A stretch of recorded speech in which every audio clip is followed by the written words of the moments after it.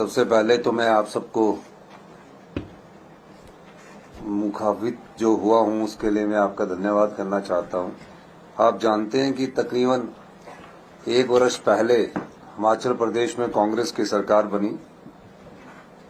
कांग्रेस की सरकार बनने के बाद जिस प्रकार की आर्थिक परिस्थितियां हिमाचल प्रदेश में थी और 14 महीने के कार्यकाल में उस प्रकार की आर्थिक स्थितियों पर हमने नियंत्रण पाया।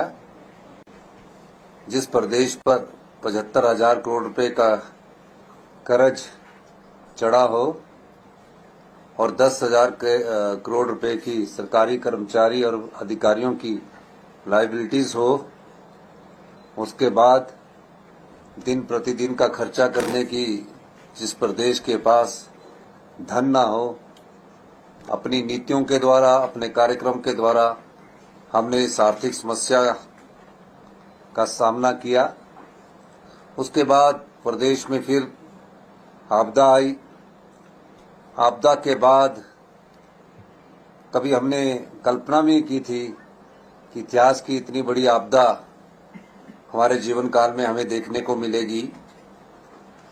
तकरीबन 4,000 घर पूर्णतः नष्ट हो गए और 13,000 घर आंशिक रूप से नष्ट हो गए। उन परिवारों को बसाने की जरूरत थी।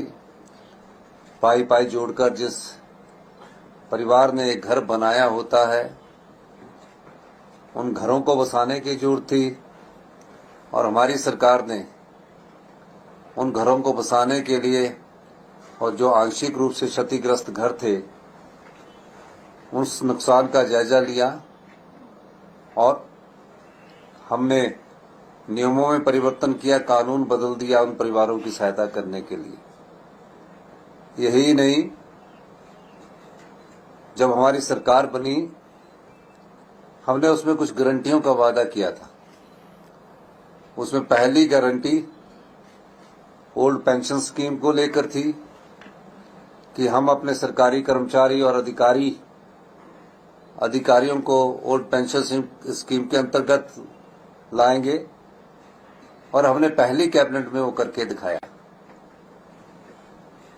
निश्चित रूप से ओल्ड पेंशन स्कीम के कारण हमारे पर कई प्रतिबंध लगे, लेकिन हम उन प्रतिबंधों से ना घबराकर हमने कहा हिमाचल प्रदेश के 1,36,000 सरकारी कर्मचारी जो है, जिन्होंने हिमाचल में विकास की गाथा लिखी है, उन सभी को इस सरकारी पेंशन के रूप में सामाजिक सुरक्षा मिलनी चाहिए।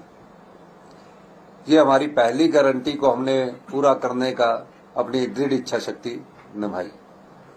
उसके बाद हमारी दूसरी गारंटी थी, राजीव गांधी स्टार्टअप योजना को हमने शुरू किया। 3 चरणों में हमने शुरू किया और पहले चरण में हमने ई टैक्सी के रूप में शुरू किया। दूसरे चरण में हमने स्वरोजगार की दिशा में बढ़ते हुए सोलर पैनल योजना का हमने शुभारंभ कराया और तीनों चरण में हमने 680 करोड़ रुपए की राजीव गांधी स्टार्टअप योजना की शुरुआत की। तीसरी गारंटी हमारी थी कि प्रत्येक विधानसभा में हम 4 इंग्लिश मीडियम स्कूल खोलेंगे।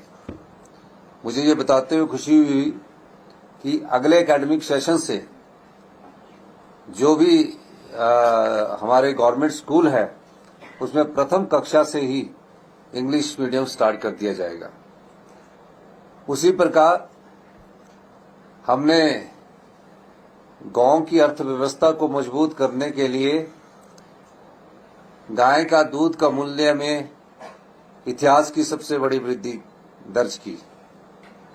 जो गाय का दूध मिल्क फेडरेशन सरकारी जो संस्था है हमारी, 32 रुपए किलो खरीदा जाता था, उसको हमने बढ़ाकर 13 रुपए की ऐतिहासिक वृद्धि करके 45 रुपए प्रति किलो के हिसाब से मिल्क फेडरेशन के द्वारा खरीदा जाएगा।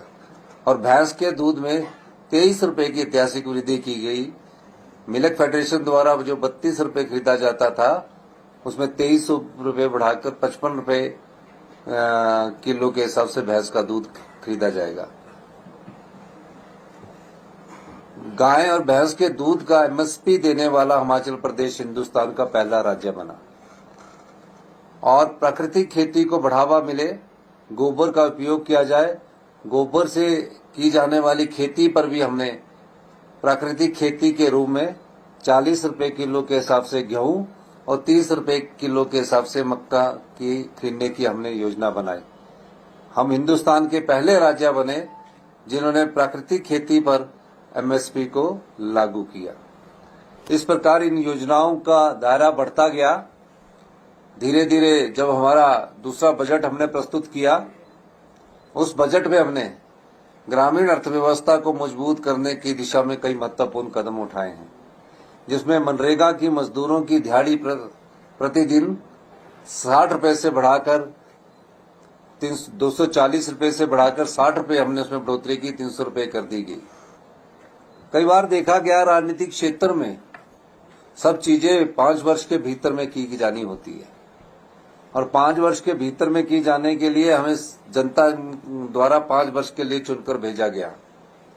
लेकिन मुझे ये बताते हुए खुशी हो रही है कि हम इस प्रेस कॉन्फ्रेंस के माध्यम से हमारी 5वीं गारंटी को पूरा करने जा रहे हैं।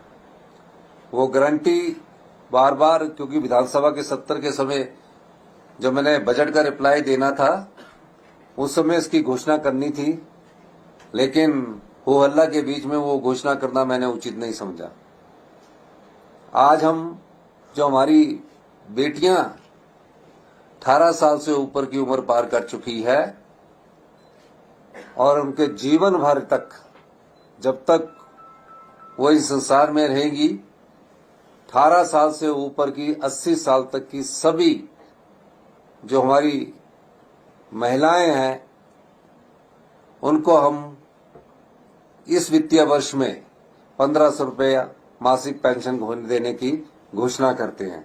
ये हमारी सबसे बड़ी गारंटी थी। इस गारंटी को हमने लागू करने का निर्णय लिया है, क्योंकि भारतीय जनता पार्टी के नेता बार बार ये कहते थे गारंटियों का क्या हुआ।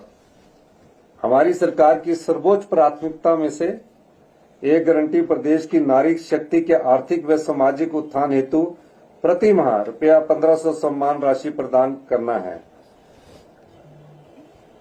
इस लक्ष्य को प्राप्त करने हेतु हमने प्रथम चरण में जिला लाहौल स्पीति की बहनों को इस सम्मान राशि का हकदार बना दिया है।